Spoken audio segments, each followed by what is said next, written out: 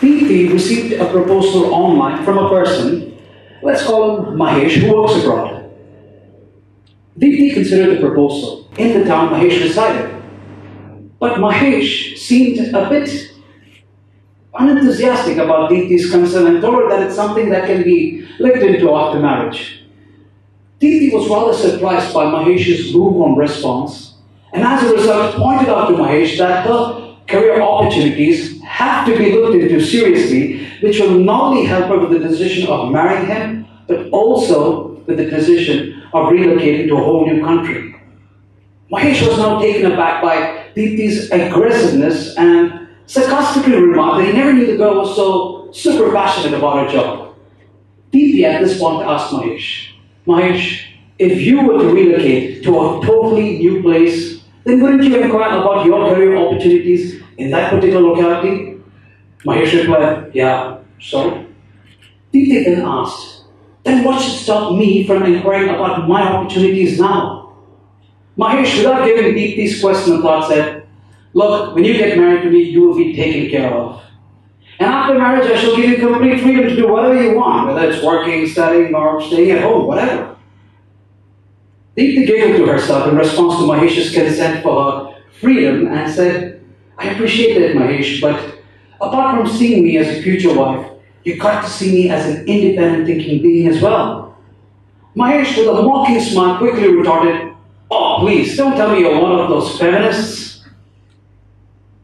Deepti isn't the only girl who gets mocked at for speaking up. And it's incidents like these that further underline the female stereotypes like women shouldn't focus too much on their careers, or women shouldn't speak up, or a biggest achievement in a woman's life is getting married. These, along with a whole lot of other stereotypes, are the reasons why women are advocating gender equality for more than a century now. It's high time men, as well as women, start to see the female sex beyond their stereotypes so that they would never ever have to feel the need to fight for equality anymore. And this is why, ladies and gentlemen, I feel that the fight for feminism must come to an end. It's high time women, as well as young little girls, experience freedom. But the words women, girls, and freedom are enough to send a chill down the spine of many people, because you see, in their view, women are not supposed to step out of those female stereotypes.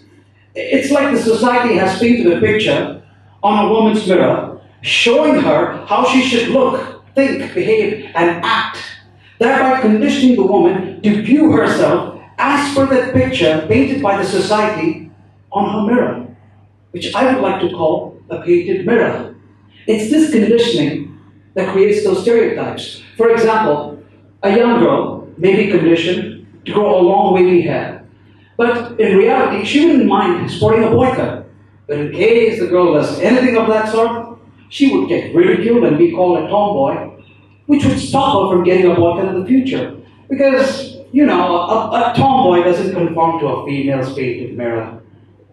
But on a serious note, the painted mirror has done some damages. When compared to men, not many women are taught or exposed to dealing with failures, and this is because many girls, right from school, are used to getting better report cards, getting their homework done on time, and not getting into trouble as often as we boys do. So the girls, relatively speaking, have been saved from all that scolding and lecturing, and if at all they would have got into any sort of trouble, their parents would have intervened in the matter and protected them from the problem by changing their school or college, and in some cases, marrying them off at a very young age. So rather than dealing with the problem, many women, if not all, have been conditioned to run away from those issues, thereby giving them very little or no experience at all in dealing with hardships. So what's happening here is a picture is painted on a woman's mirror that she is safe, that she's protected no matter what. And this stereotype influences her conditioning to such an extent that a woman after school or college faces a tough time when problems arise in her life.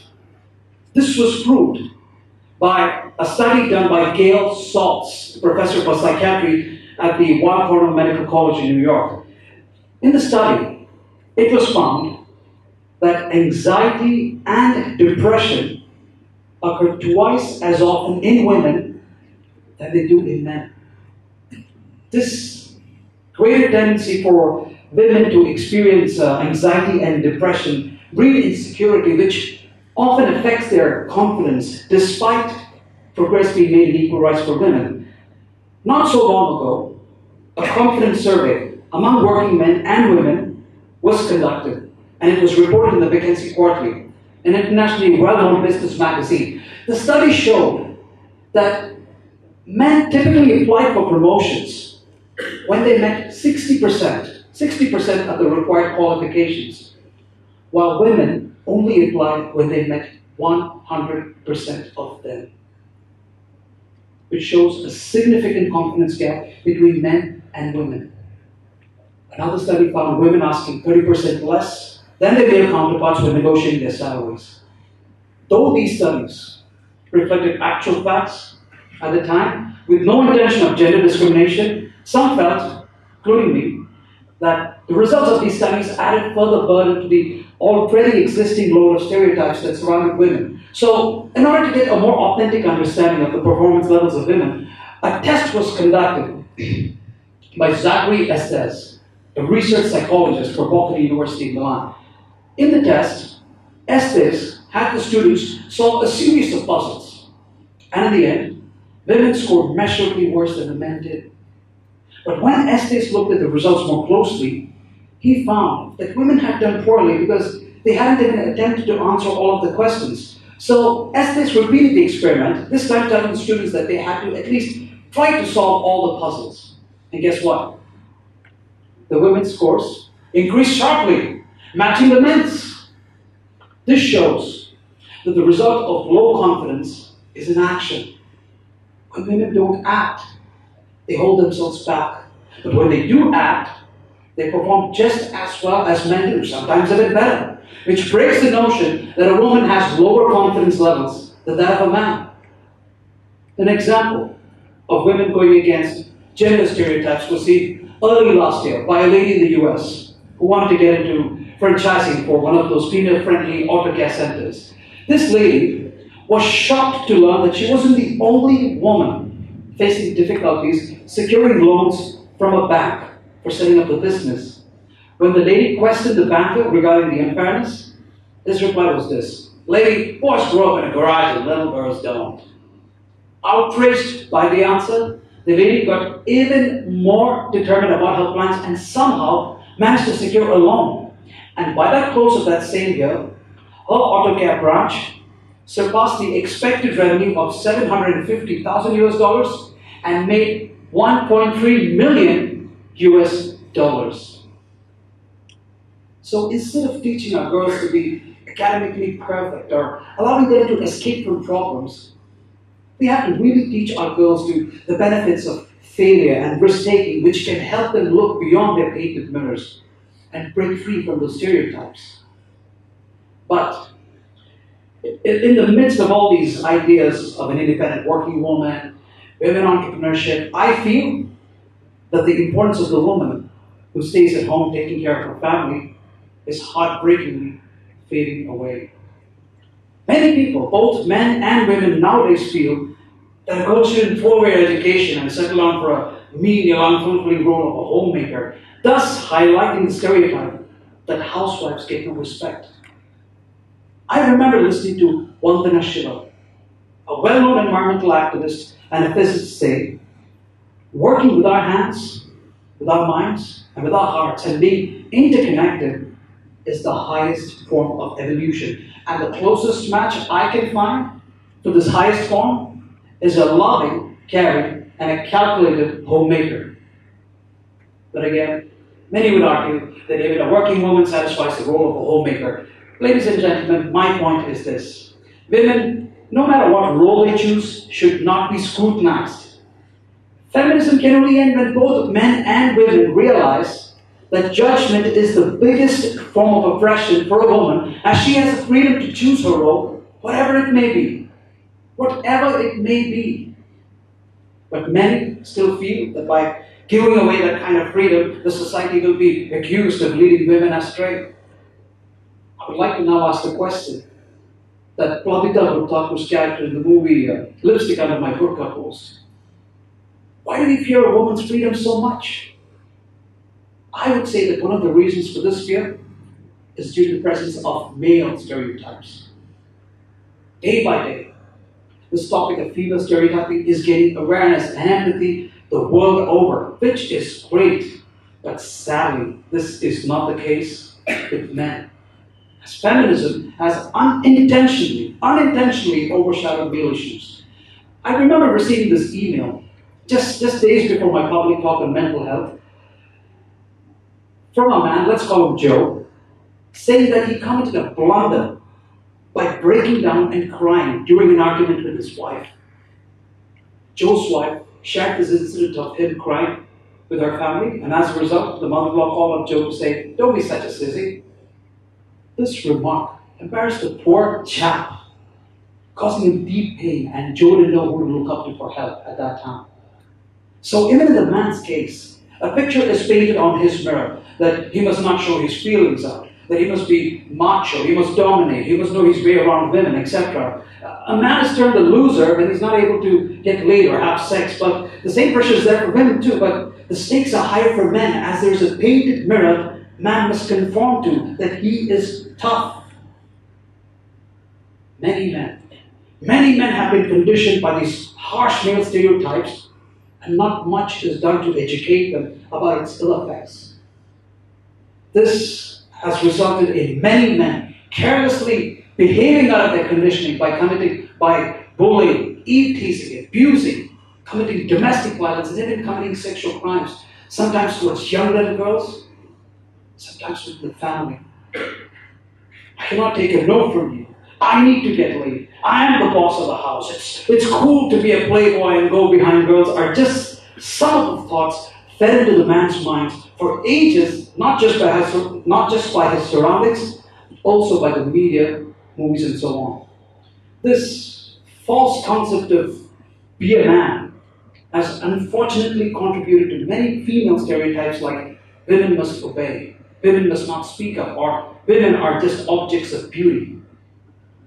Feminism is still fighting against these stereotypes, and it has now unfortunately gone to the extent that even innocent men seem like perpetrators now, which is another stereotype for men.